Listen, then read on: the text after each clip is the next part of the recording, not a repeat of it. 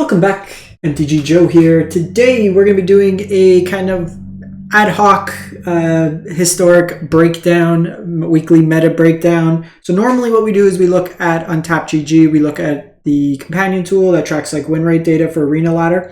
And from there we're able to derive win rates for the best decks in the format. So we do this for Standard, Explorer, Historic, Best of 1, Best of 3. With the most recent set, March of the Machine, there really hasn't been too much data coming in for Historic. I don't know if it's just time of year. A lot of people in Historic just have pet decks that they play, so it doesn't accumulate the volume. So I've been trying to find decks. With Explorer, at least I can do Pioneer ports because we have MTGO data. With Historic, because it's Arena only, I only really have that data source. So it does create a little bit of an issue in terms of data. I don't like to say like a deck's the best deck without some sort of substantiated data. What we did have this past weekend, however, was the Reddit MTG Historic subreddit. They hosted a tournament on MTG Melee. It was a cap of 128. They had 58 participants. So not the biggest format, but still a decent turnout nonetheless. This was kind of, we don't get much Historic tournament action right now, other than like when we have metagame challenges, stuff of that nature. So if you do want to play these in the future, you can check out on their Discord as well as their Reddit. I'll post the link if you want to check it out. Free to play, $100 prize pools, so gets you some action, gets you play some competitive Historic. So what I thought we'd go through is go over some of the decks that performed well. It looks like there was 5 rounds that took place, including then the top 8 cut. If we look at kind of this smattering of decks in terms of the distribution, Rakdos went 10 and 10. Joe Midrange 6 and 8. Izzet Creativity had a good showing. But a lot of these, like you could see in this distribution of decks, it's a lot of one-of decks for the most part. So people were really bringing those decks that were kind of this is my deck, this is what I like to play. It's very much like how Modern was at a point where everyone kind of had their pet deck. You play what you enjoy the most kind of thing. So if we're going to look into some of these decks themselves, we can jump into it. So the Izzet Creativity list is actually a combo list. And we've had variations of these decks get played. They go for Atraxa, they go for Sarah Paragon, they go for Agent of Treachery. They can go for like whatever big dumb creature you want. They can go Locust God combo. This version here is using Griselbrand. So the old Innistrad kind of big demon, top of the Reanimator pile, 8 mana, flying lifelink, pay 7 life, draw 7 cards. You're playing that with Keza, Augur of Agonies, and basically how it works is you draw 7 cards, and then your opponent loses 7 life, and you gain 7 life, and then you can draw 7 cards. So you kind of just fireball your opponent like that. You're making tokens with things like Fable the Mirror Breaker, Shark Typhoon, Hard Evidence, all as ways to then allow you to creativity into the combo. You need to creativity for 2. If your opponent has Shieldred out, you need to creativity for 3 and hope they don't hit another Shieldred. Fiery Impulse is removal, Volcanic Spite is just the new kind of fiery, basically the same, it's just an updated version of the previous version of that card. I forgot the name offhand. Fire Prophecy, that's the one. This one could hit Planeswalkers. Big Score lets you make treasure tokens, some counters, seek new knowledge, change the equation as a counter spell now that's seeing some play.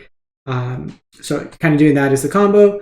Post board, you have access to Atraxa for just a little more card advantage engines, because both of these cards are very easy to interact with if your opponent just has removal and they're somewhat expecting it.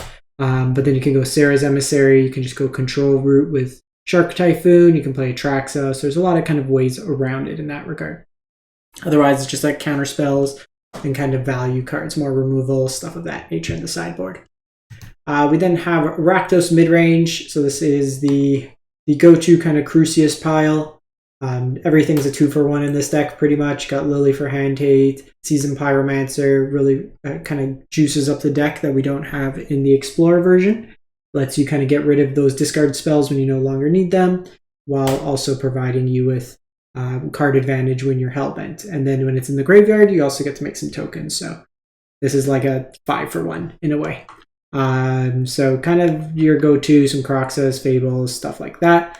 We got Chandra Awaken Inferno as your kind of anti-control card, and then just a variety of removals, hand hates, stuff like that. Versions opting to go 3 Inquisition, 2 Thoughtseize main, just to protect the life total a little bit more. From there, we go to kind of an adjacent deck in Izzet Midrange. So kind of similar concept, but you're also getting some really powerful green cards. You have Minsk and Boo, which can kind of take over a game on its own. More of a Planeswalker heavy package. Tarmogoyfs in there that get bigger.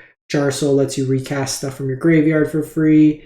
Anytime you see Glorybringer with Fable is always a good time. Really flexible removal spell, Molten Impact, as well as Riveteer's Charm for some card advantage, Graveyard Hate, or sack the biggest creature. So just a really flexible card in that regard.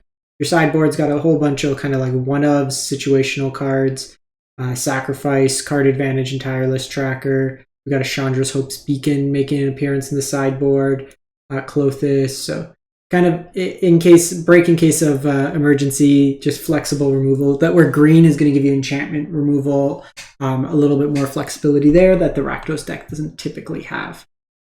From there, we go to 4-color combo. This is a greasefang combo. So it is playing 4 colors for both Crucius, getting that value, lets you tutor for your key pieces, your Parhelion, stuff like that. Gives you some ramp, color fixing. Also Rafine that helps you kind of loot. So it's kind of a fair value game that just backdoors into a Greasefang combo. Inquisitor Captain lets you find your key pieces, and then just, Rafine wins games on its own. Crucius wins games on its own. You got tax effects and Esper Sentinel and Thalia, and then you can just suddenly, oops, I have a Parhelion kind of value engine.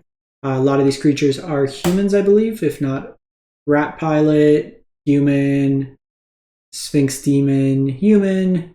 So you have like Plaza Heroes that can be used for the legendaries, Inspiring Vantage that can be used for your, or actually not the, I'm getting my cards mixed up. Concealed Courtyard is the, no, never mind. I was thinking the human lines. I was getting my lines mixed up, but you have a lot of legendaries, so the Plaza Heroes works. Juggernaut Peddler is kind of the hand hate card.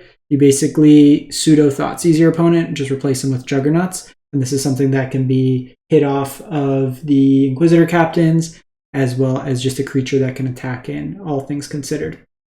Viconia is typically used in these creature decks as a way to exile graveyards, kind of mixed into there. Then we have Boros tokens, which is another kind of a transmogrify pile. This one's from Alt MTG that got #1 Mythic, so another player was picking up the deck, but basically similar idea in the transmogrify, Indomitable Creativity route, but you have Sarah's Emissary and Atraxa in here, and then you just have the kind of value engine of Squirrel's Hive, Wedding Announcement, Fable, just making tokens normally, so you can beat with just kind of beatdown plan, or you can go kind of hard lock with Sarah's Emissary or Atraxa to refill your hand. Post board against heavy removal decks, you go Tyrannix Rex, just a big beater that can smash into your opponent, kind of mixed into there. You also have like tax cards like Paladin's Class, which can slow down your opponent, while also then being an anthem effect for your creatures. We then go to 4-color mill. So this is going to be a Kethis deck. Sorry, it's been a long day. So Kethis, what the major upgrade here is Rona, just lets you draw a discard, fuels your graveyard, and lets you just kind of churn through. The more legendaries you cast, the more then you can throw into your graveyard that you can then exile for Kethis or rebuy with Emery. So you get a whole bunch of kind of value engine there. You got some Tyvars in here. You basically win from looping Springleaf Drums using like looping Mox Ambers. Relic of Legends also adds mana. Springleaf Drum can add mana. So you can kind of get into loops where you just generate a whole bunch of mana, then keep recasting Jace, milling yourself with Jace until you can generate enough mana to cast Jace enough times that you just mill out your opponent. Very difficult deck to play, I would say. From there, went 3-2, but kind of a cool deck is Dimir Zombies. So it is using like Liliana Untouched from Death, then you just got like a bunch of kind of zombie incidental. We have from Modern Horizon Undead Augur that lets you draw cards when your zombies die. You pair that with like Crypt Breaker. We have the printing of Diregraph Captain, which is a Lord effect from original Innistrad, that your other zombies get a buff, and when they die, your opponent loses a life, so kind of board wipe insurance. We have Patience Zero that leaves damage on your opponent's creatures, so an alchemy card kind of finding its way. Diregraph gives you some card advantage. We have from Shadows over Innistrad Relentless Dead, and then in your sideboard you have things like Crippling Fear, Kethis, I don't know what Rithing, Necro. Okay, 1 mana 5/5.